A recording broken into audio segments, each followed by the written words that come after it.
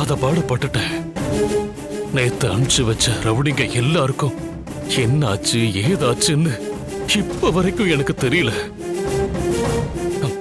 அந்த டென்ஷன்ல இருக்கும்போது அந்த தெலுங்குக்காரி திடீர்னு எனக்கு போன் பண்ணி என் உயிருக்கு ஆபத்து இருக்குன்னு எச்சரிக்கை விடுறா. நான் அதை நம்பாம உதாசீனப்படுத்திட்டேன்.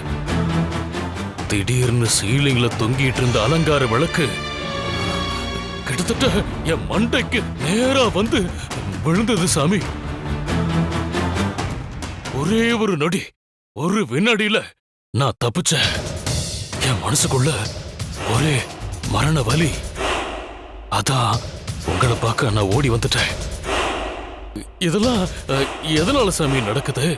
கௌரியும் அந்த பேழையும் எல்லக்காளி கோவில நோக்கி போக போக காவல் தெய்வங்களோட சக்தி பெருகிக்கிட்டே போகும். அந்த பெட்டி கோவில நெருங்க நெருங்க அது அதோட வேலையை காட்டத்தான் செய்யும். அப்ப இதுக்கு முடிவே இல்லையா சாமி? ஏன் இல்ல, அந்த பேழையோட பயணத்தை நிறுத்தி எல்லாத்துக்கும் நான் முடிவு கட்டுறேன்.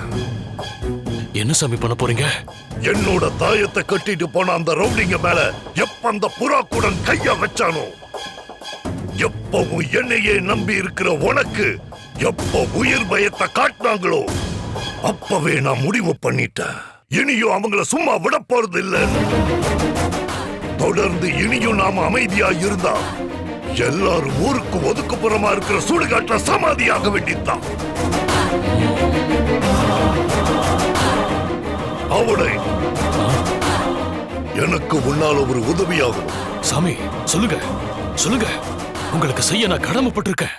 இன்னைக்கு நடு ராத்திரி சுடுகாட்டுக்கு போய் நான் ரத்த காட்டேரி பூஜை பண்ண போறேன். அது என்ன பூஜை சாமி?